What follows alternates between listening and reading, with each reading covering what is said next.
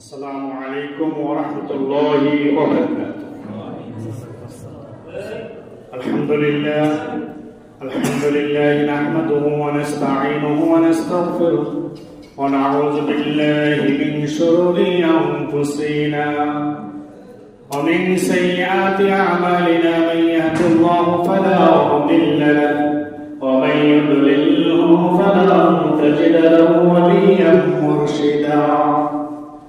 ونشهد أن لا إله إلا الله وحده لا شريك له ونشهد أن محمدا عبده ورسوله أرسله بالحق بشيرا ونذيرا وداعيا إلى الله بإذنه وسراجا منيرا. فقد قال الله تعالى في كلامه المجيد: أعوذ بالله من الشيطان الرجيم.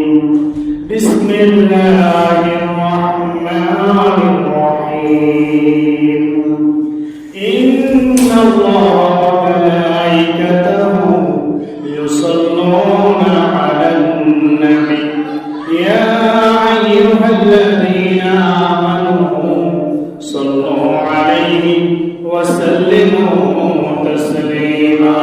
اللهم صل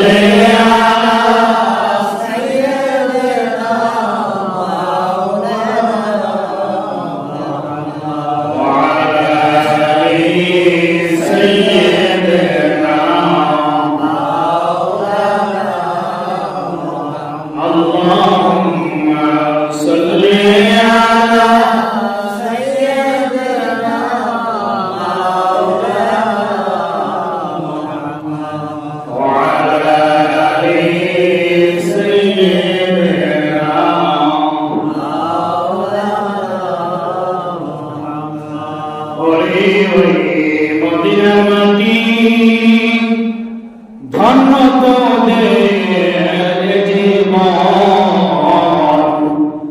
তোদের মাঝে শুয়ে আছেন দোজাহানের মহাজন। আল্লাহুম্মা সাল্লি আলা সাইয়্যিদিনা মাওলানা মুহাম্মদ ওয়া আলা আলি সাইয়্যিদিনা মাওলানা মুহাম্মদ। দয়াল নবীজির দেহের ছায়া জমিনেতে পড়তো না, জিল জানোয়ার সালাম দিত, কাফেরেরা চিনত না। আল্লাহুম্মা সাল্লি আলা সাইয়্যিদিনা মাওলানা মুহাম্মদ ওয়া আলা আলি সাইয়্যিদিনা মাওলানা মুহাম্মদ। আমরা নবী গুনাহগার উম্মত, নবীজি আপনায় চিনলাম না, সেই কারণে রোজ হাসরে আমাদেরকে ভুলিলেন না। আল্লাহুম্মা সাল্লি আলা সাইয়্যিদিনা মাওলানা মুহাম্মদ ওয়া আলা আলি সাইয়্যিদিনা মাওলানা মুহাম্মদ। লা ইলাহা ইল্লাল্লাহ, লা ইলাহা ইল্লাল্লাহ, লা ইলাহা ইল্লাল্লাহ, লা ইলাহা ইল্লাল্লাহ, লা ইলাহা ইল্লাল্লাহ, লা ইলাহা ইল্লাল্লাহ, লা ইলাহা ইল্লাল্লাহ, লা ইলাহা ইল্লাল্লাহ, লা ইল্লাল্লাহ লা ইলাহা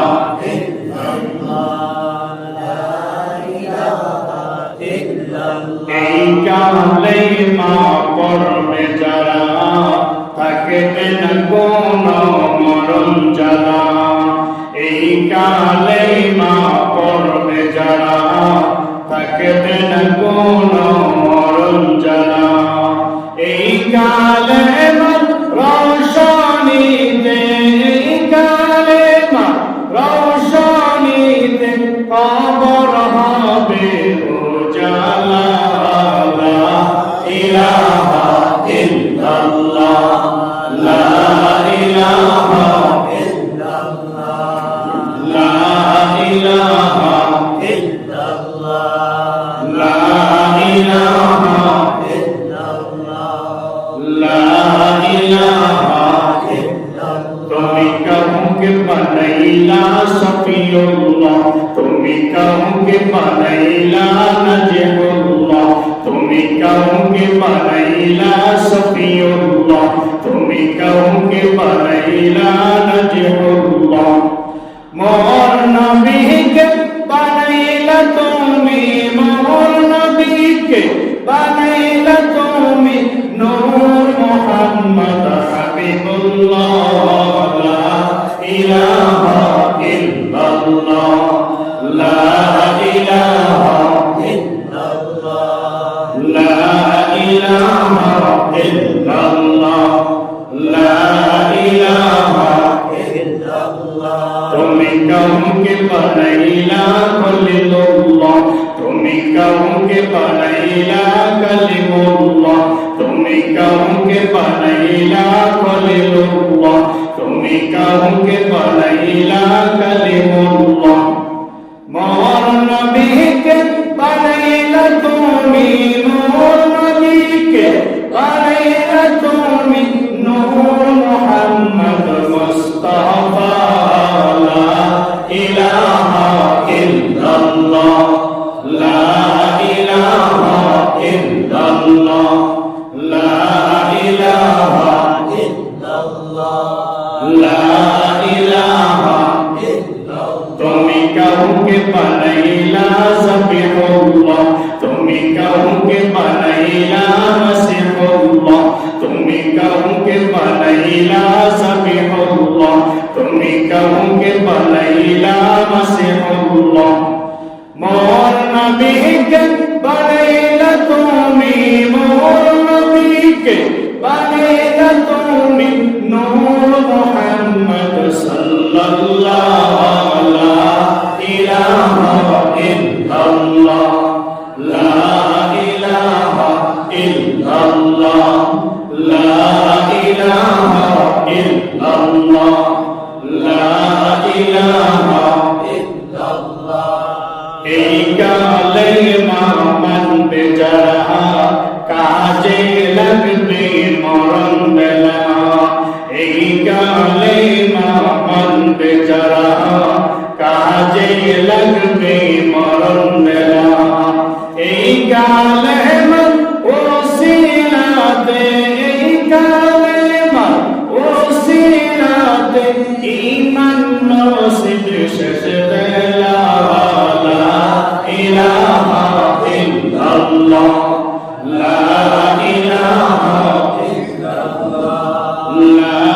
ইলাহা ইল্লাল্লাহ লা ইলাহা ইল্লাল্লাহ লা ইলাহা ইল্লাল্লাহ লা ইলাহা